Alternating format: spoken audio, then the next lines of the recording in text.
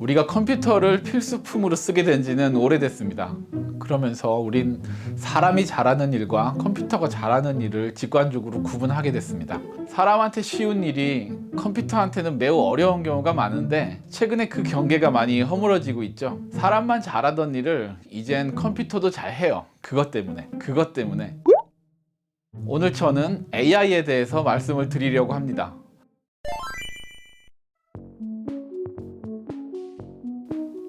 자, AI의 정의는 무엇인가? 조류 인플루엔자, 조류 독감이라고. AI는 정확하게 정의하기가 매우 어렵지만 저라면 이렇게 대답합니다. 지금 할 수 있는 것보다 더 고차원적인 두뇌 활동을 인공적으로 구현하기 위한 기술. 좀 이상하죠? 비교급으로 정의하는 이유가 AI라는 것이 시대마다 기준이 달라지고 또 상대적이라서 그렇습니다. AI는 왜 갑자기 관심이 커진 걸까요? 우리가 모두 알고 있는 그 사건은 2016년인데요. 바로 그 기술을 중심으로 얘기를 좀 해볼까 합니다.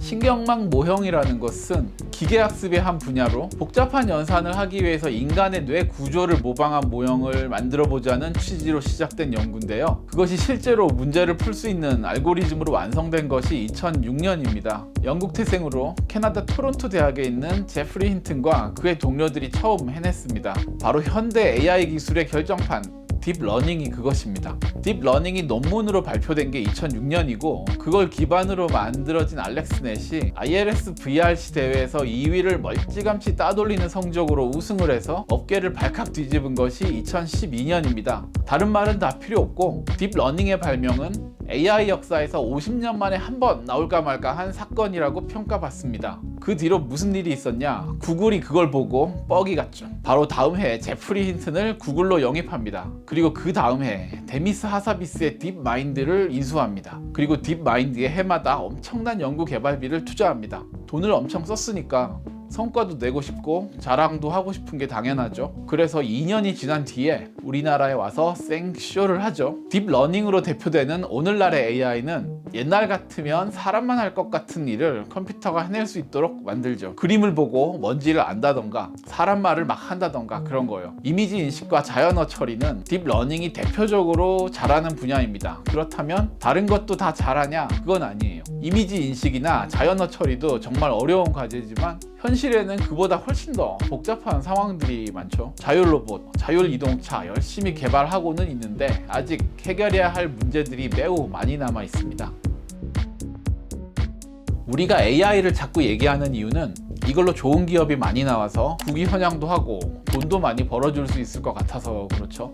이제 비즈니스로서 AI의 가능성을 살펴봐야 되는데 일단 AI는 종합적인 기술이 집약된 소프트웨어 산업입니다만 과거와 달리 창업하는 데 굉장히 좋은 환경이 조성됐습니다. 여기에는 두 가지 이유가 있는데 첫째, 바로 GitHub라는 오픈소스 커뮤니티로 인해 누구나 최신 기술을 접할 수 있습니다. 보통 오픈소스 커뮤니티가 있어도 핵심적인 기술들 중엔 공유되지 않은 것들도 있는데 다행히 딥러닝은 잘 공개되는 걸로 보입니다. 둘째, 클라우드 서비스가 보편화되면서 컴퓨터 사는데 돈이 많이 안 듭니다. 그래서 마음만 먹으면 나도 하나 차릴 수 있죠. 차릴 수는 있죠. 예. 우리나라 AI가 어느 정도인지 궁금하시죠? 우리나라의 AI 기술력은 우수합니다. 2018년 한국정보화진흥원 자료에 따르면 한국의 AI 특허 등록은 미국, 중국 다음으로 높았습니다. 2019년 TES 자료에 따르면 자연어 처리가 중국 베이징, 미국 캘리포니아에 이어 서울이 세계 3위, 이미지 처리 분야는 서울이 세계 8위였습니다. 반면에 투자 규모는 취약한 편입니다. 에트리의 자료에 따르면 한국의 AI 벤처 캐피탈 투자 규모는 미국의 65분의 1, 중국의 57분의 1 수준입니다. 스타트업들에게 가장 중요한 것이 투자와 회수라는 걸 생각해보면 어쩌면 우린 가장 중요한 거 하나를 못하고 있는 건지도 모르겠습니다.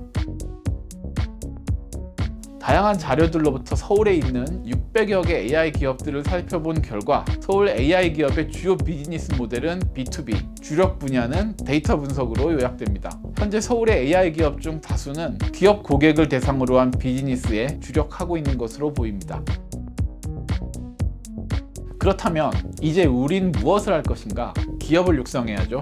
AI 창업에 대한 차별화된 지원, 사업화를 촉진하기 위한 일감 알아봐주기, 그리고 투자 기반을 확대하기 위한 펀드 조성이 필요할 것입니다. 그리고 기왕 만들었으니까 서울에서 잘 쓰면 좋잖아요. AI를 활용해서 제공할 수 있는 새로운 도시 서비스를 시민 참여로 만들 수 있는 제도적 기반을 마련해야 할 것입니다. 도시가 신기술을 도입하려면 잘 만드는 것도 중요한데 우리 사회가 기술에 대한 수용력이 높아야 됩니다. 디지털 전환이라는 큰 그림을 가지고 서울시가 정책의 방향성을 가져주는 게 중요합니다. 또한 장기적으로 AI 산업의 가장 중요한 자원이라고 할 수 있는 데이터, 바로 이 데이터의 생성과 관리를 지원할 수 있는 체계를 정비해야겠습니다. 또한 AI 전문 인력을 체계적으로 육성하고 연구 개발에 대한 과감한 투자도 이루어져야 할 것입니다.